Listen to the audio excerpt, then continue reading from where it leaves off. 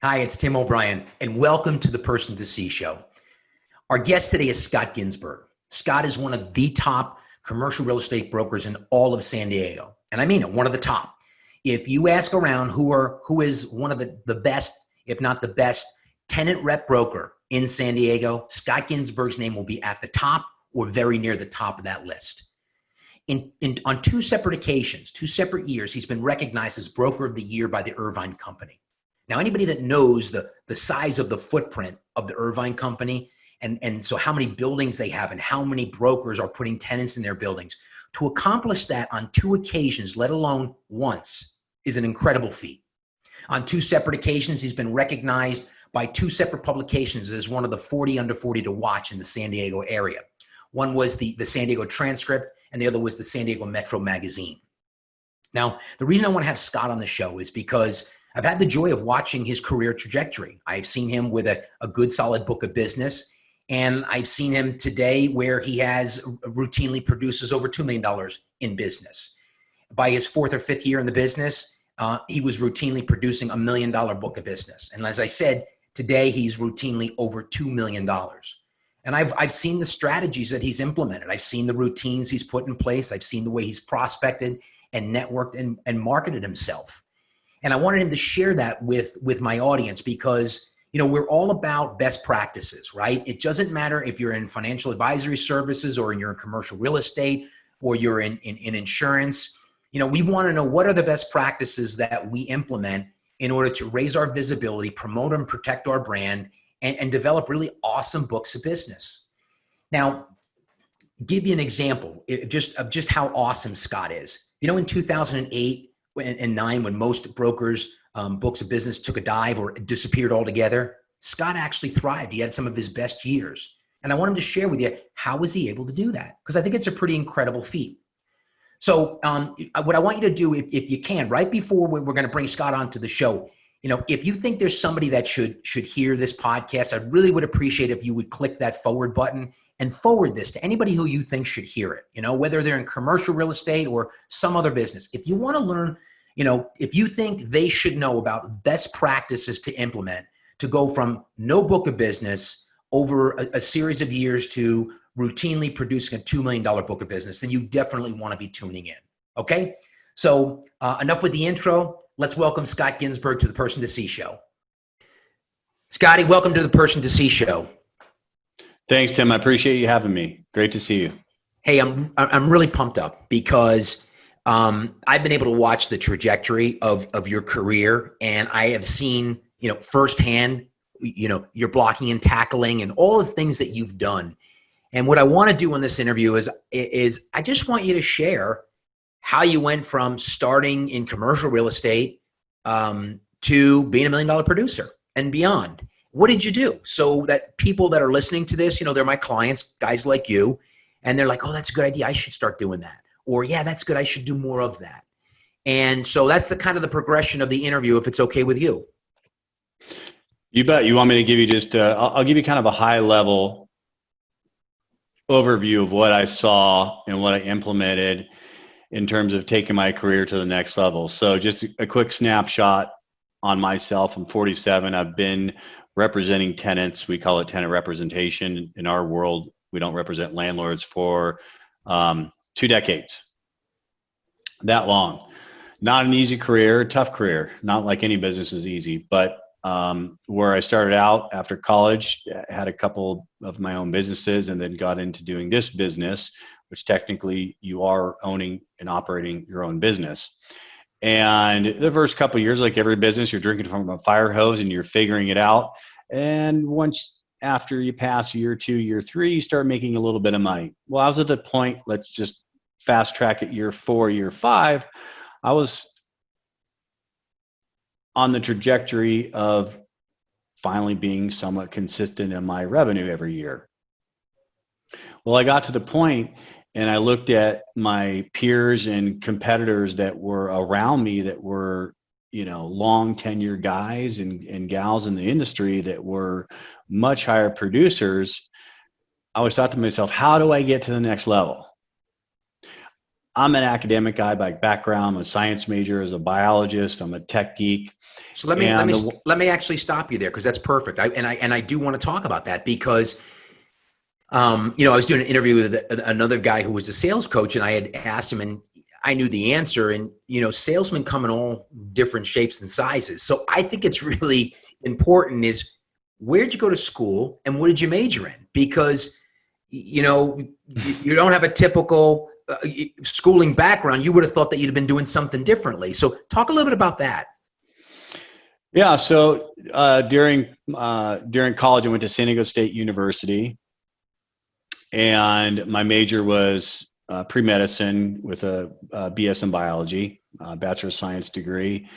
And the time that was my senior year was the mid to late 90s, and that was when the internet was booming.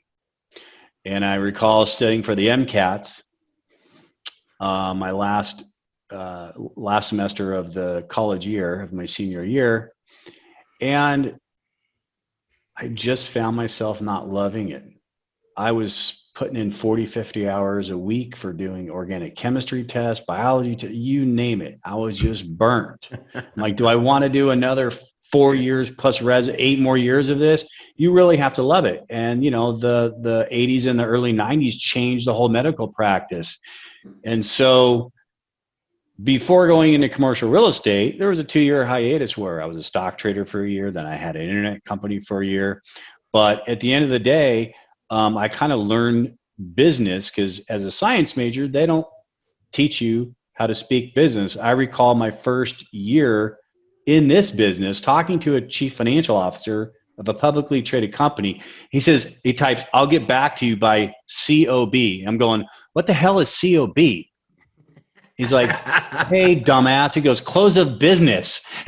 So I had to learn how to talk business. In science, they don't teach you any of that stuff. So Scotty, tell me, when did you transition and say, you know what, I think I want to get into commercial real estate, and why? That's a funny question. So I knew I've always wanted to get into, I wouldn't say commercial real estate, because I didn't know what it was at the age of 6 or 7. I was in elementary school. I was in 4th grade. My grandparents owned a 4-unit in Santa Monica, near Los Angeles. My folks were not real estate moguls. They invested a little here and a little there in side deals for a mini storage. So as a little kid, I said, hey, if you own that building, you get money. You get older, you realize, it takes a lot of money to buy commercial real estate or real estate in general. Yeah. So as a little kid, I saw, own real estate brings money. Who doesn't want to have money coming in by owning something? It was as simple as that. Transitioning to getting into being a broker, and then on my side, as you know, I own some apartments as well for passive income. Obviously, that's a different answer. So how did you get from what you were doing to, commercial real estate, and your first job was, I think, with JLL, right?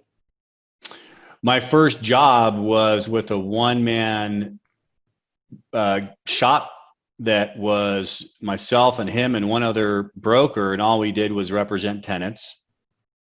And then I went on to the Staubach company, that was only a tenant representation firm, who was then sold in 2008 to Jones Lang LaSalle, which is a full service firm. In other words, tenant representation is one specific piece of their business, and then all the other parts are typically owning real estate or managing it and running it for landlords. And then the last 9 years I've been at Houston Marina, which is only a tenant representation platform and business. So Scotty, tell listeners a little bit about your progression. When you first got into it, how much did you make your first year? Then how much did you make your second and third? And then you said you started to hit your stride. Was it year what that you hit your stride? And share what you thought your goal was, like early on. If I did this, I was going to have made it. So talk about that progression. Yeah. So the first, I remember interviewing for commercial real estate firms in early 2000, and not many people were hiring because the market was already going down. Mm-hmm. And one guy said, hey, you know what? I'll give you a phone and a desk and show you how to do it, and just pound away and do it. And so I did. I worked at his firm for about 18 months. I think my first year, Tim, I made $8,000, $10,000. You typically get a little bit of a stipend every month, and then you're on commission. Yeah. I would say year two, 30, 40 grand, maybe year three, a little bit more. I mean, so my stride, my breakout year was on my fifth year.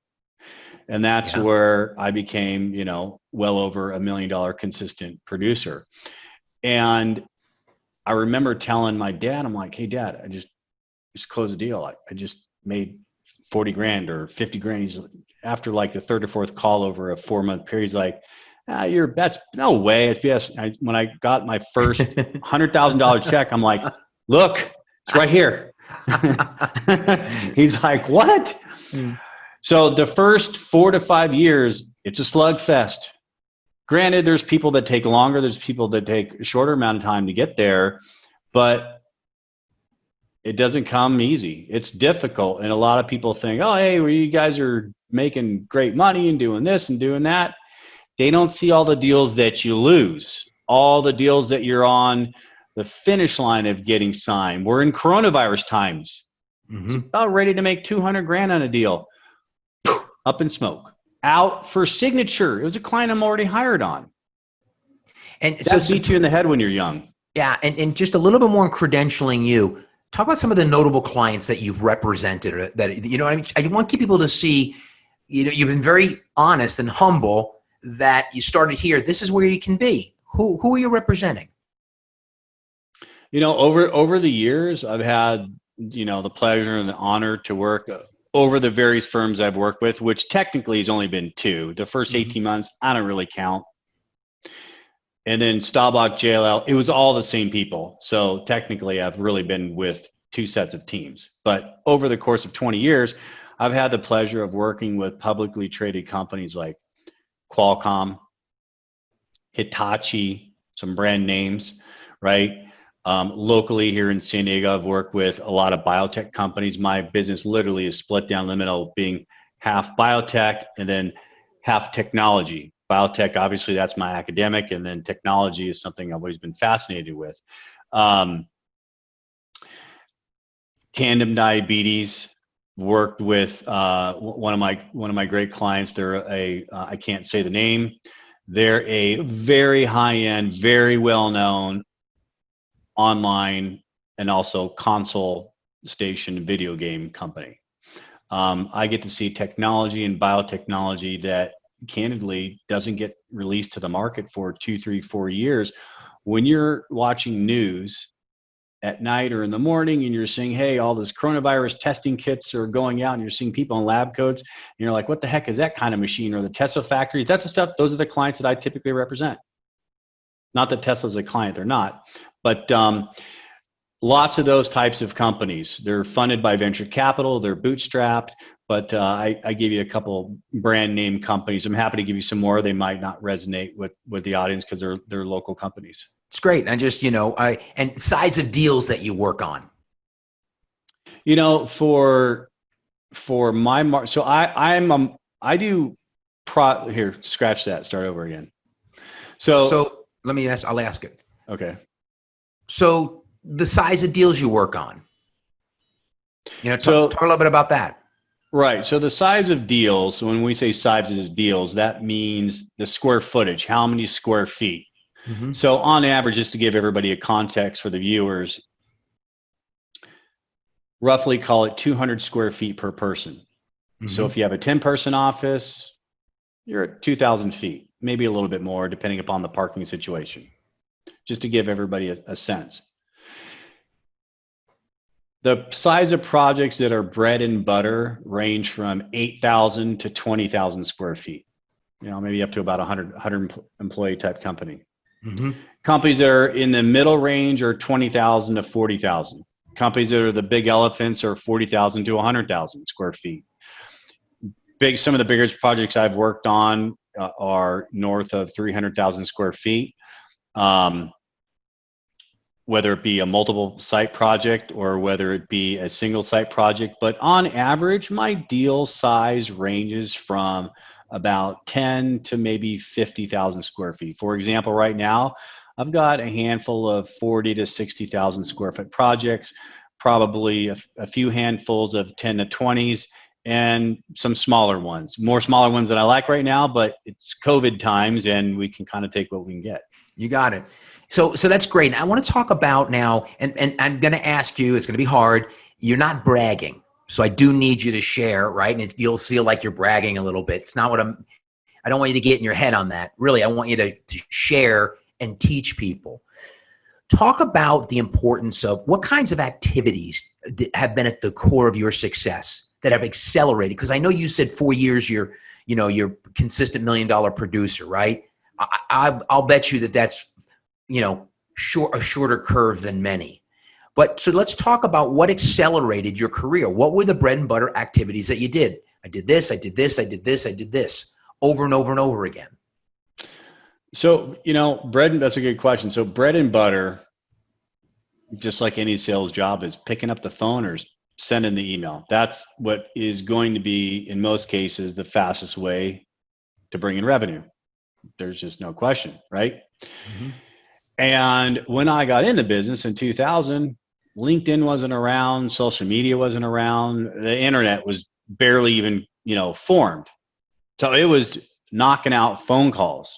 Yeah. So as I transitioned into year 5 and year 6, and I really started, kind of picking up where I left off, looked to get to the next level, the one thing I really recognize that most people do not do in my industry is invest in their business. In other words, they don't invest in their education. They don't invest in hiring a presentation coach. They don't invest in hiring a business coach like yourself. They don't invest in doing client events. And so I took a course before you and I met, Tim, which was 12, 13 years ago, whatever it's been. Yep. I took a course, I paid $1,000. And it was real. I can't remember the name of it, but the guy talked in pillars. So he had a little chart. There's a little triangle of a roof house like this. Mm-hmm. And he says, hey, don't make cold calling be your only source of bringing in revenue. Bringing in revenue starts from setting the meeting. Step 1, nothing occurs without setting the meeting, right? Right. Unless you have a big client base and they call you and, hey, but how to get that? Set the meetings. So I started implementing pillars.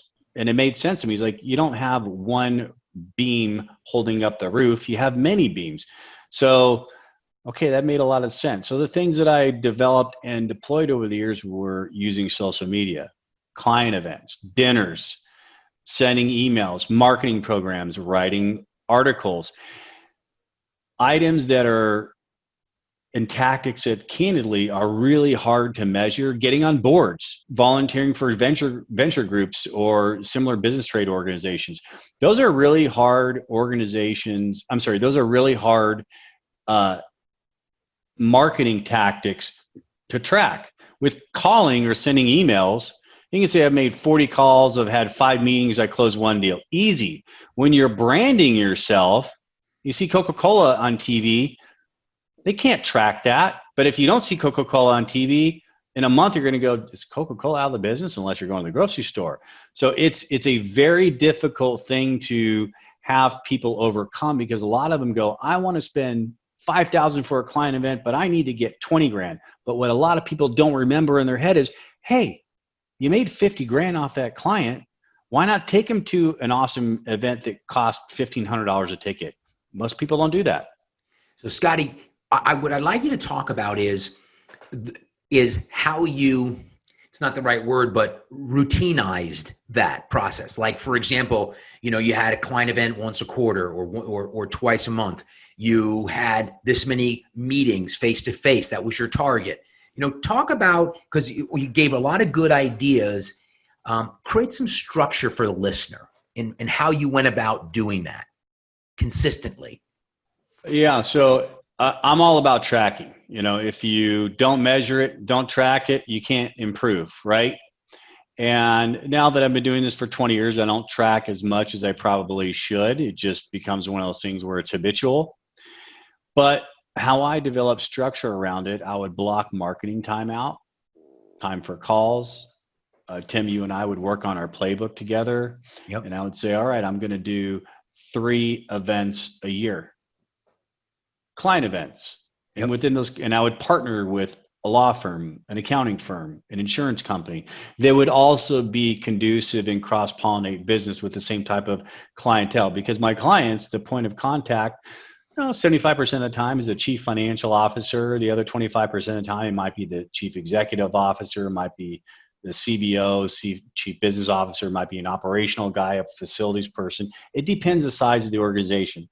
But what I did was, very simply, I knew I had to make X amount of calls a month. And in everybody's case, it's different. And as you get older, I can't make 300 calls a month now. That's crazy. Yeah. I did when I was younger, but I set targets where I'm like, I have to make my calls, because that's going to set the number of meetings that I want to get every month, because the number of meetings, I knew my close ratio, and on the average size of deal, I knew I'd make X amount of dollars. And then I would slowly implement other regimens where I'd go write an article once a month, 3 client events a year, form my own network group that we meet every other month. And I would basically keep those in the playbook, the one that you shared with me, and I modified it. And I would just slowly start to knock those things out at the scheduled time. Simple as that. So, and it's awesome. So I'm going to ask you a question and give me a number. So when you were bionic in your marketing, when I mean bionic is you do it differently today because you have fewer better clients, and you have clients that are repeat business. But when you were at your bionic mode of constantly outward marketing, how many calls do you think you made a month? What was your target? I probably had made a couple hundred calls a month. Good. What was how many meetings did you strike for per month? I want to say in the mid-teens, 14, 15 meetings a month, because I knew, on average, my close ratio, maybe it's 35, 40%. So I'd bring in, 4 or 5 deals a month. But granted, 4 or 5 deals might be a couple of 2,000 footers, a couple of 10,000 footers. Mm-hmm. If I was bringing in 4 100,000 square footers every single, I couldn't do all that work. That, and plus I'd be grossing, $20 million a year. That's not reality. But at the end of the day, plus it's important to note that when you have volume and you're not just doing 10 deals or 15 deals, because deals do fall apart, you can afford to lose them. So I was trying to create a consistent measure by where I had enough volume to work on, whereby if I lost one, it wasn't going to be that big of a deal. Netflix, $15 a month. If they lost 10 customers, who cares? Companies that sell $1 million software, if they lost 10 customers, they'd go out of business. Yeah. So how many client events did you typically do a year? 3, about client events, probably 2 or 3. And then I would do about maybe 3 other events that were public speaking. I would call this an event. I'm doing a podcast next week as well. I did an event. I spoke to a CFO forum in the first week in January this year that were about 20 people, before coronavirus hit. And so probably 2 or 3 client events, aside from a lunch here or a lunch there, and then maybe 2 or 3 public speaking events. So talk about how you've been able to incorporate your passion for auto racing into a client event and a really terrific experience. And it was pricey, but talk about how it was worth it. Well, so I've been into, I'll use the phrase from one of my race instructors when I got my car racing license 10 years ago or more, whatever it's been. If it burns gas and goes forward, I'm in. So I've been that way since I was 5 years old. So I've been riding motorcycles, you name it. I taught myself how to drive when I was 14, going on joyrides. Long story short, I've always loved cars. I did drag racing in high school. When I was in my early 30s, my wife bought me a 2-day course to a racetrack. That was, I think it was like a Mercedes or a BMW thing, and came back and said, I'm getting in racing. She's like, what are you talking about? So to kind of fast track this, over the course of about 4 or 5 years, I started driving in carts, in my early 30s, transitioned into cars, bought a real race car and ran up in Laguna Seca over the years.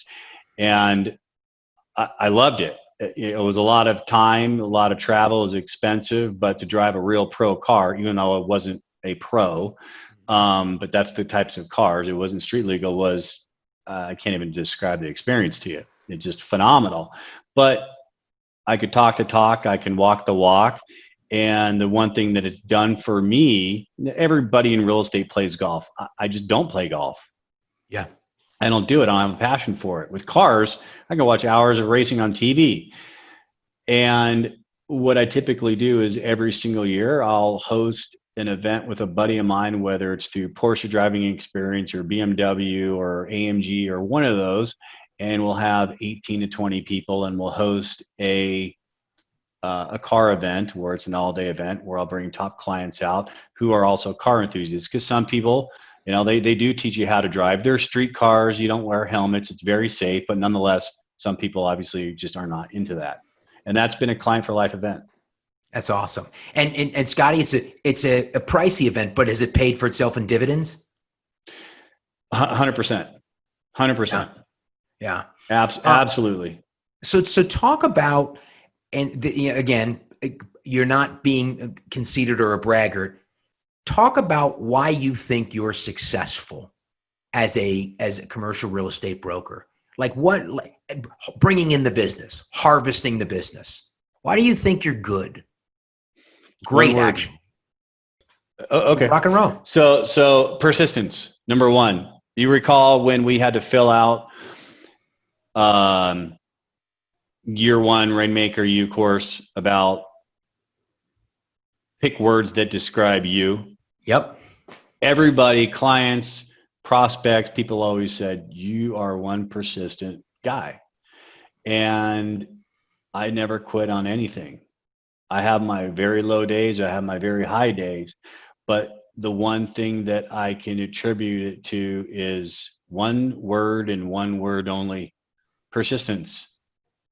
I just didn't give up. Before I hit my stride in year 5, year 4, and year 3, I was questioning myself. I'm like, really? Shouldn't I just go work for a landlord and, make a reasonable salary and this and that, whatever? And all these other guys are making multiple 6 figures or millions of dollars, whatever they were making. And I stuck with it. And then, so why do you think people who get into the business don't excel? Is it the inverse of that, or are there other things because you've seen many come and go?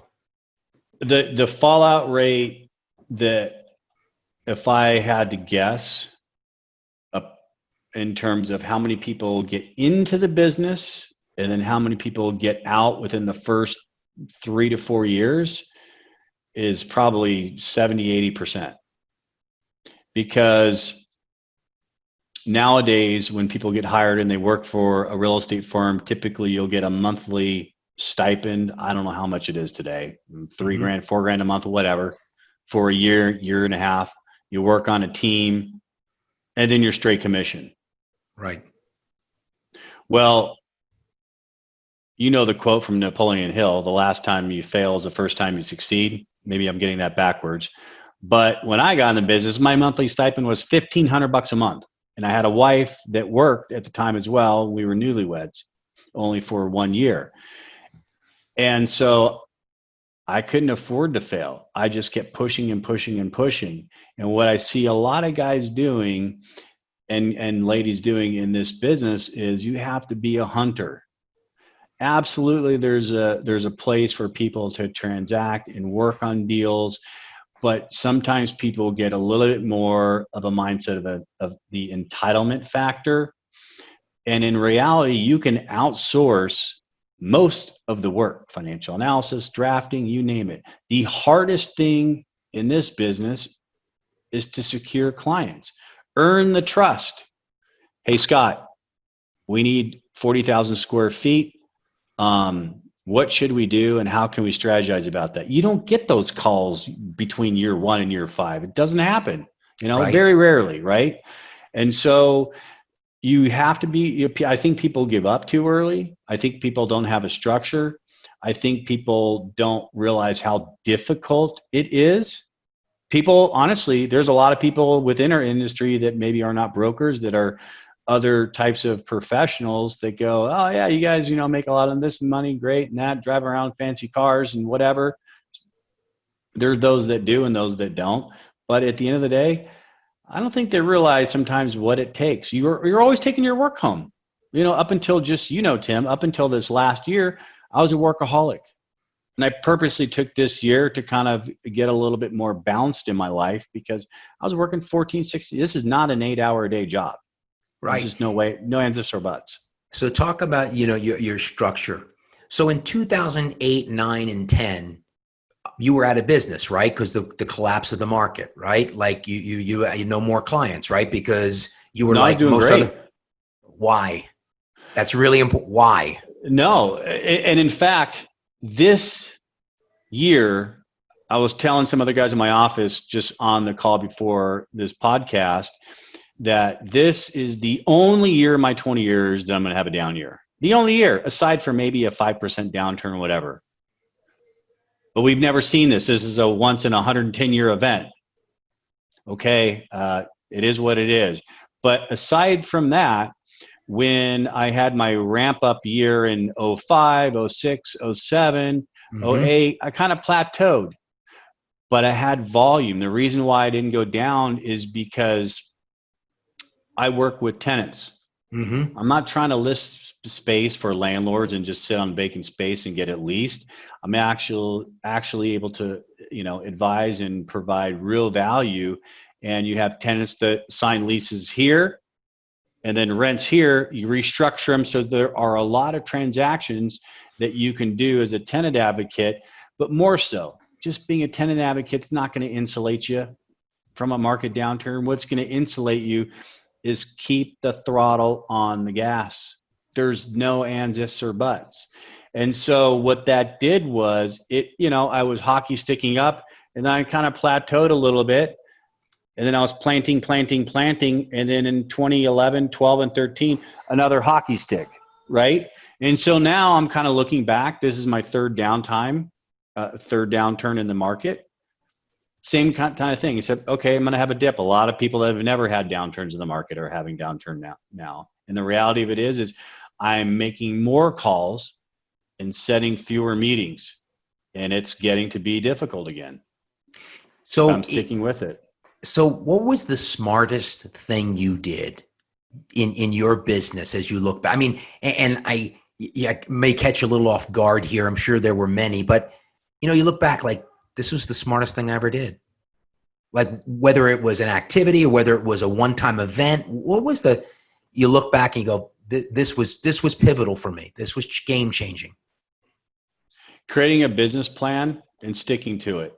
A lot of people just have goals for the year, where anybody that's ever owned a business knows that you don't really have a goal sheet. You really have, whether it's a 3-page, a 5-page, not a 20-page, but a short business plan. And that all goes back to the playbook that I kind of have it condensed on one sheet, but I do update it every single year. And that's the one thing that I would say, where it says, I'm going to do X amount of events. I'm going to make X amount of calls. Here's my target revenue. Here are the types of other activities that I will do. Networking group, I'm going to try to join a board.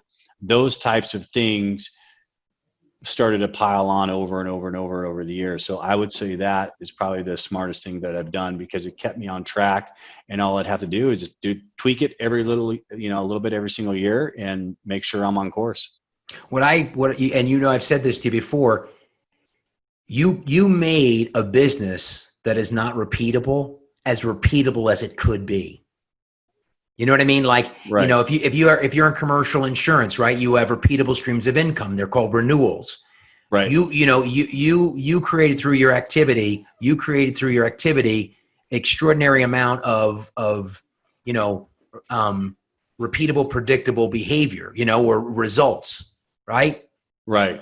So Scotty, let's transition a little bit, because we've talked about how awesome you are and that's why I'm having you on the podcast, because I want people Thank you. To hear what success is, what it looks like, what it sounds like, and what it took to be successful. But I think people want to relate, like, oh my God, I could never do that. Did you ever make any mistakes? Right? Did you talk a little bit about, let people know, like, hey, this is where I struggled, guys. I mean, I made mistakes and I spent money on this, and whatever they are, give people a sense of, hey man, I didn't wake up on third base thinking I hit a triple, right? Right.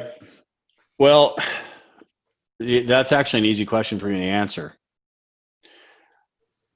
Simplistically, Tim, you know my personality. I'm either all in or I'm nothing. Yeah.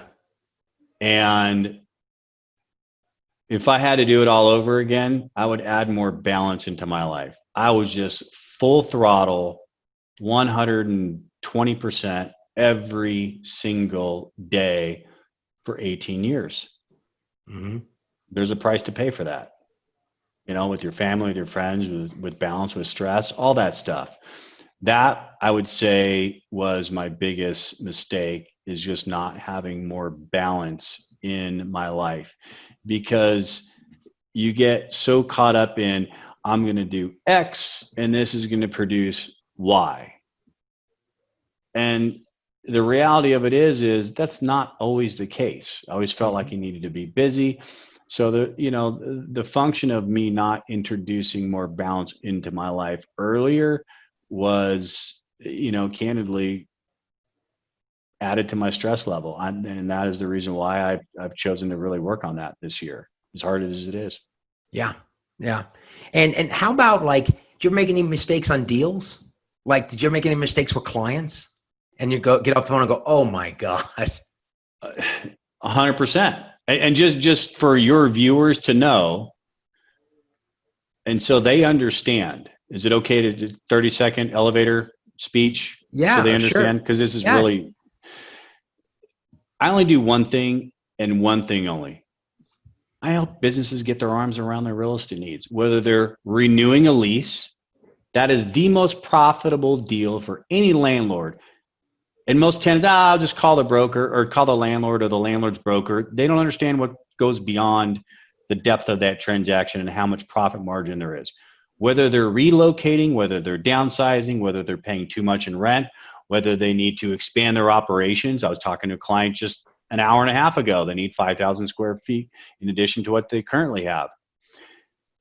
I say that in context because my job is to be a market expert and be a broker and be an expert negotiator.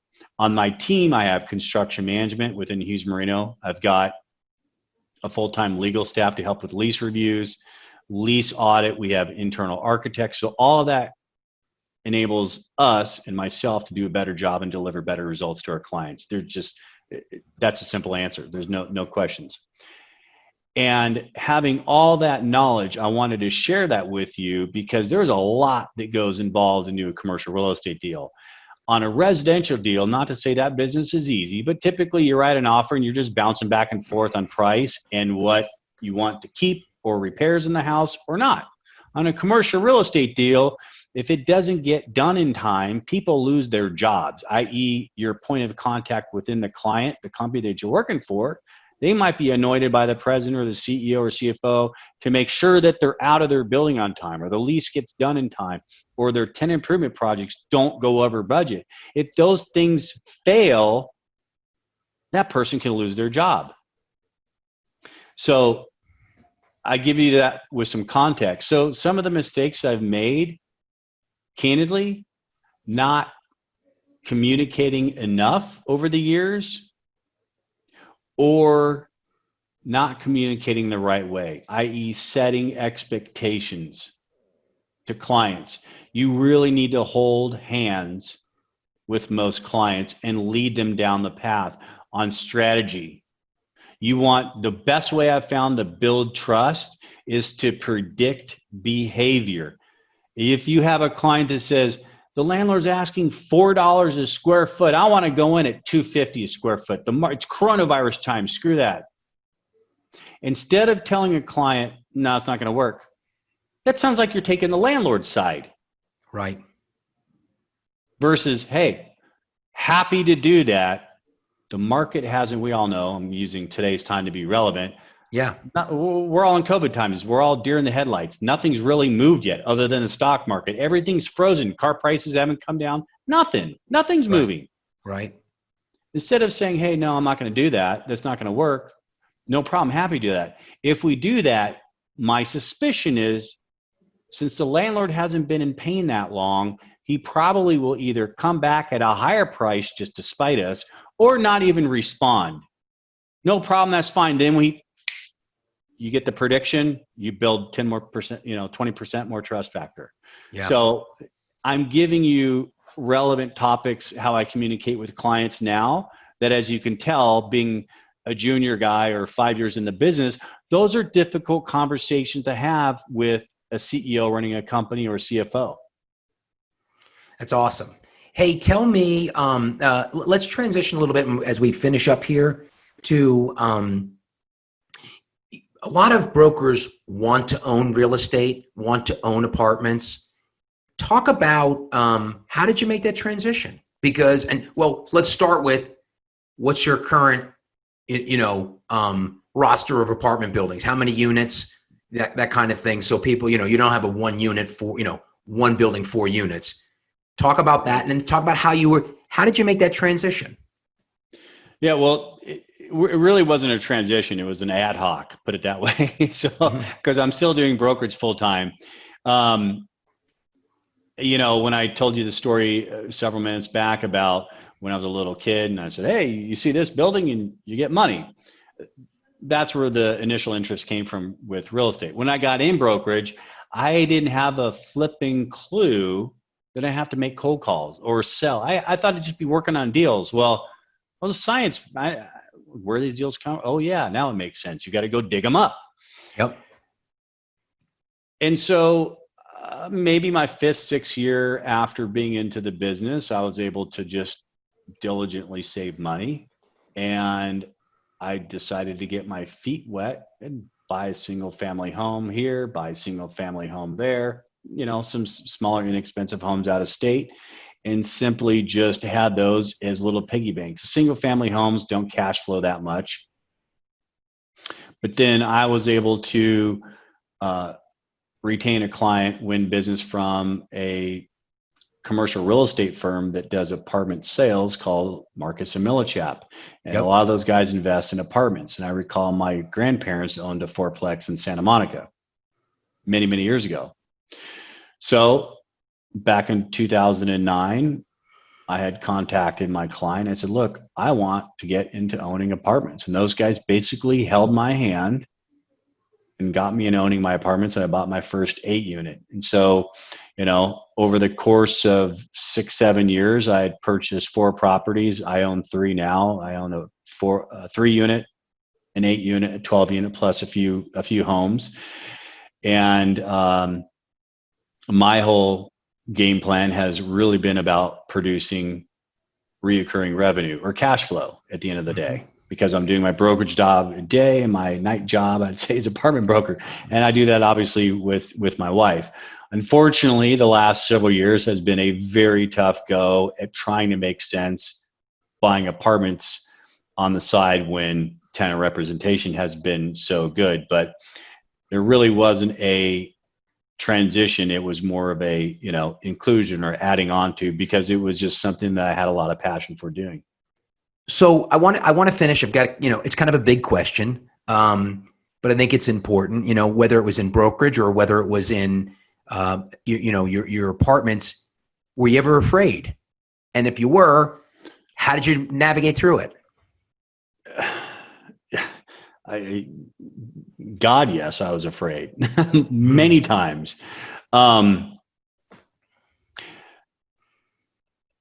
Two parts of that.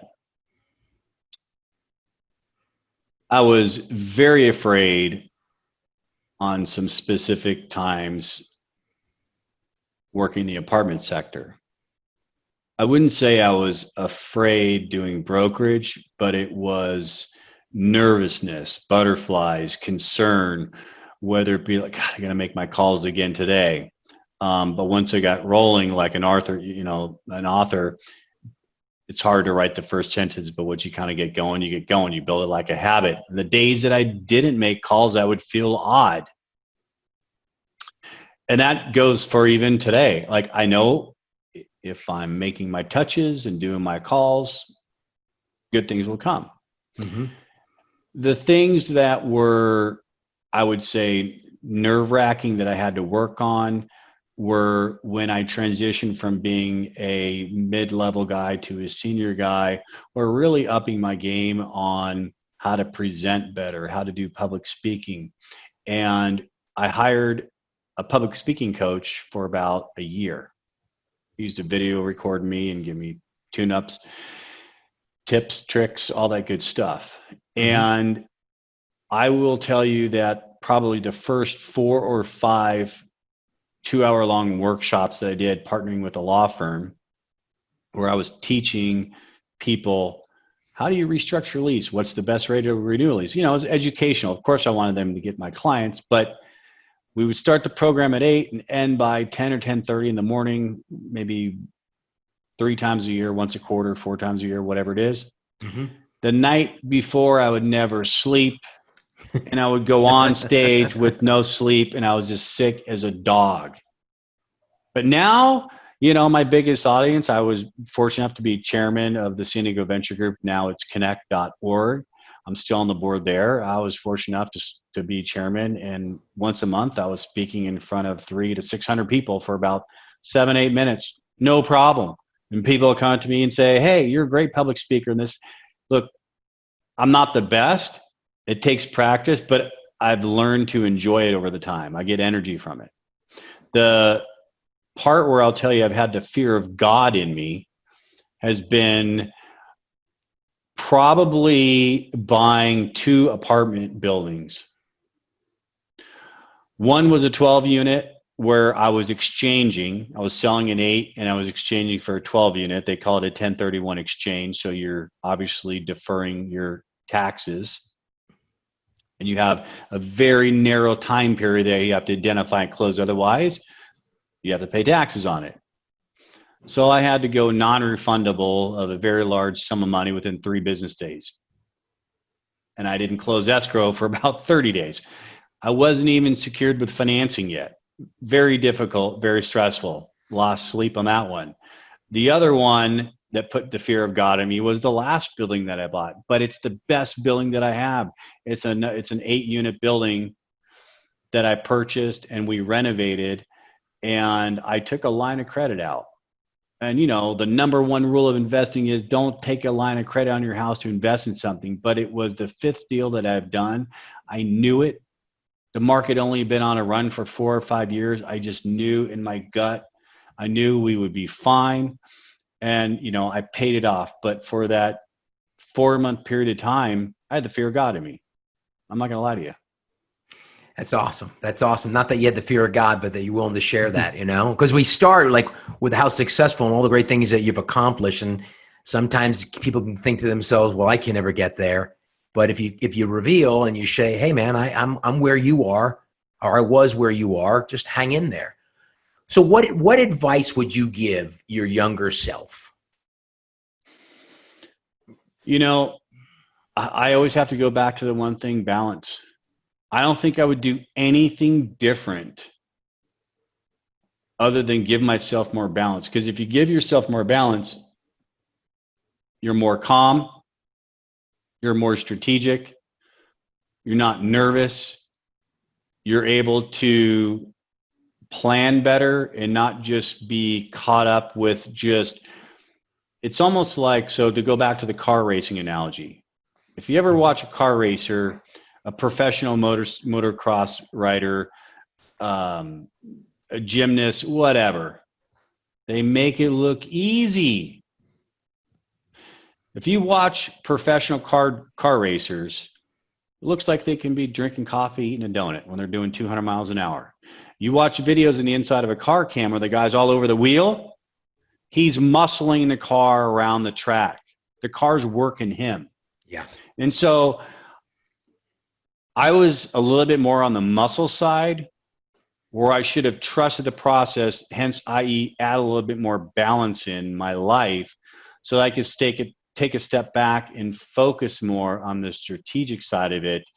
That way I was able to enjoy the journey a little bit more. To be honest with you, just going heads down, to the walls is a little grueling a lot of times. That's awesome. So I want to pay respects to your beautiful wife, because is your partner in these deals. And so tell a little bit about your family, and then we'll wrap it up. Yeah. So my wife, she's from Brazil. Her name is Frederica. That's the correct way. Everybody calls her Frederica or Frey. And let's see, it's the 20th. So in 3 days, it'll be my 21st anniversary. We got married after 9 months after meeting. And I have a 10-year-old son and a 12-year-old going on 25-year-old daughter. And my wife and I, it's my wife really. She has a nonprofit rescue, a 501c3 nonprofit rescue for dogs that are in high kill shelters in California, and so we have 3 dogs. And then you come home sometimes and you have 4, and then sometimes you have 5. Not anymore. Used to, yes. That's awesome. Scott, how can people get in touch with you? Because there's going to be people who are going to, whether they can refer you business or, joint venture, or even guys that want to retain your services. Absolutely. The easiest thing, my cell phone number is a piece of cake, 858-344-5000, 858-344-5000, or my email and my cell phone are on LinkedIn, and it's Scott with 1 T, not 2. So Scot, and then last name is Ginsburg, Ginsburg. You'll see my lovely photo up there. Awesome. Thank you very much. You've been awesome. This has been a great interview. And thanks, if anybody wants to get in touch with Scott, please do. Also, if you thought that it was a great interview, and there's anybody you think you should hear it, please pause and forward this interview on to anybody else who you think should hear it. And if you haven't subscribed to the Person to See show, make sure you do, because you're going to get this interview and other interviews just like it automatically in your inbox. Thanks again, Scott. We'll catch up soon. Thank you, Tim. Appreciate you having me.